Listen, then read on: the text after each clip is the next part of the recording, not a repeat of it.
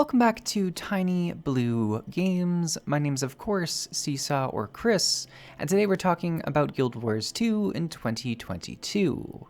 Welcome back. This is going to be a bit more of a laid-back video. This is another new video since I've been able to return to playing games, and it's going to be a bit chill. I'm trying to take it pretty easy for the first couple of videos I'm doing, working our way up to wanting to stream again. It's just the length of time of using my eye for the entire, 90 minutes. I just want to give it a little bit more time, but we should be able to do a stream relatively soon, hopefully, which I'm pretty excited about. All that said, we're going to be talking a bit about the Halloween event in Guild Wars 2. I know that Halloween happened a long time ago now.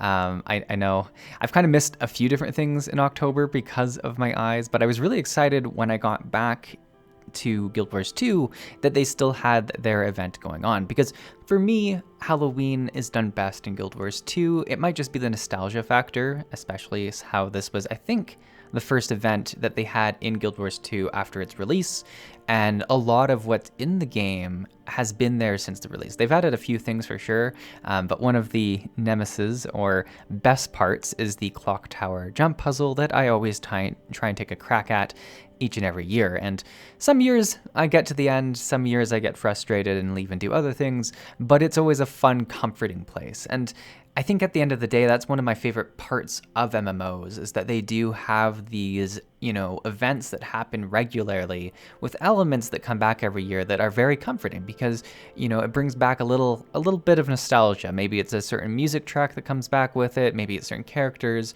or certain activities, but it's really, really fun. So I was very happy when I was able to play again and saw that Guild Wars 2 still had the event going. I went into Final Fantasy, and unfortunately the All Saints Wake event had already ended, so I wasn't able to do that one this year, but I'll have to jump in and do it next year as well. So it was a little bit unfortunate that way. In terms of real life, one of the funnier things about having eye surgery in October is that it makes pirate a very easy and suitable costume for the holidays, so that's definitely what I went as for Halloween. I wasn't able to really party very much. It was more just sitting with my eye patch and piratiness, but it was kind of fun anyways. So I was able to enjoy some of the Halloween joy in the real world, and was just happy to come back to Guild Wars 2 and see that it was still going on here. But in terms of the footage in the background, you'll watch my few attempts at the clock tower. We didn't end up getting it this year. I did it I'd say I did really well up to halfway. Usually it takes me a few times to get to the halfway point, but I got there pretty quickly. But it was the same jump that got me over and over again. And I was getting frustrated, and I was like, come on, Chris, we said we were just going to be, a fun time, not get all riled up. So we moved along to my second favorite thing, which is kind of their dungeon, where you go against the Mad King himself. And there's a few ways you can interact against the Mad King in the Halloween events. He does kind of a Mad King Says in the main City of Lions arc, which is kind of fun to do with a whole bunch of people. You can see him kind of in the background of a lot of different maps and stuff like that. But I find that this dungeon, and you can definitely do this dungeon with more people. I'm doing it solo because that's just how I like to do it, is one of the more personal ways you interact with the king, because not only is he talking to you the whole time, but you're actually attacking him and seeing his model and all of his attacks and the way he interacts with the different world and stuff like that. I think it's one of the coolest areas in all of Halloween. And I always do it solo. Sometimes I have difficulties with it, but I've done it a few times now with this warrior build. It's quite self-sustaining. It's not the best in terms of damage. It's not the best in terms of a lot of different things, but it keeps going pretty well.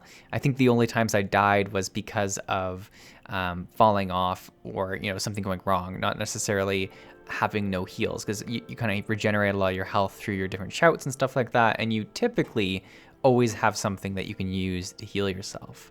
So I really enjoyed doing it. It takes a little while, so we're not going to watch the entire video, but it was just a very calming experience, and that was kind of nice. It was really interesting not being able to play video games for a while, because video games are a pretty big part of my life. And I find that, sometimes I just don't even think about what I'm doing in specific games or why I'm playing specific games. So it was interesting having the time off and seeing what games I was really missing and what elements I was missing, because there were certain things that stood out for every single game. Like when I think of Final Fantasy XIV, I was really excited to get back to the MSQ and like interacting with our community, because a lot of players do play Final Fantasy XIV, and we see them in streams and stuff like that. But when I was thinking of games like Guild Wars 2, it was more of this emotional pull, like the nostalgia and just like being able to check in the world. Because I've been pretty casual in Guild Wars 2 for the past few years, but I always come back specifically for different events.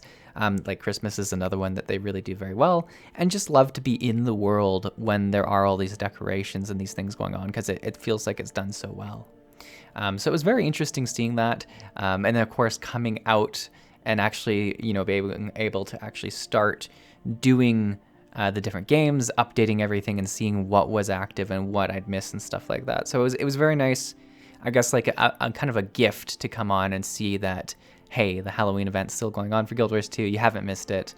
Hop in. So that was kind of fun. But yeah, this was a very casual video. We're going to wrap it up here probably. In terms of go forward, I think I'm going to try and do a stream next weekend if I'm feeling up to it. I will try and let you guys know well in advance, but that should be a return to our Final Fantasy MSQ and getting into the story before we get into Shadowbringers. I do need to start leveling or going through my job quest for the Dark Knight again, so hopefully I'll start making some progress on that as well, because that is something that I've not been able to do in the last little bit, so I'll have to start doing that as well. But yeah, we're going to keep going. We're going to keep pushing forward. I'm excited to get into the new MSQ and continue with also the Wrath Classic leveling chapters, journals.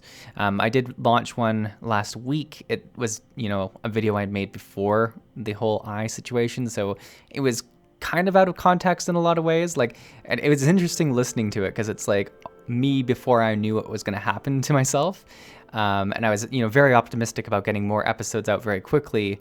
And then of course the second episode got delayed by even longer. So it was funny listening to it thinking, oh, Chris, you think you know exactly what you're going to do, but the world has different plans. So, but yeah, thanks for watching, everyone. Hopefully you enjoyed this video. Hopefully you enjoyed your Halloween. I'm sorry I wasn't able to celebrate it during Halloween as I usually do, either on stream or in a video.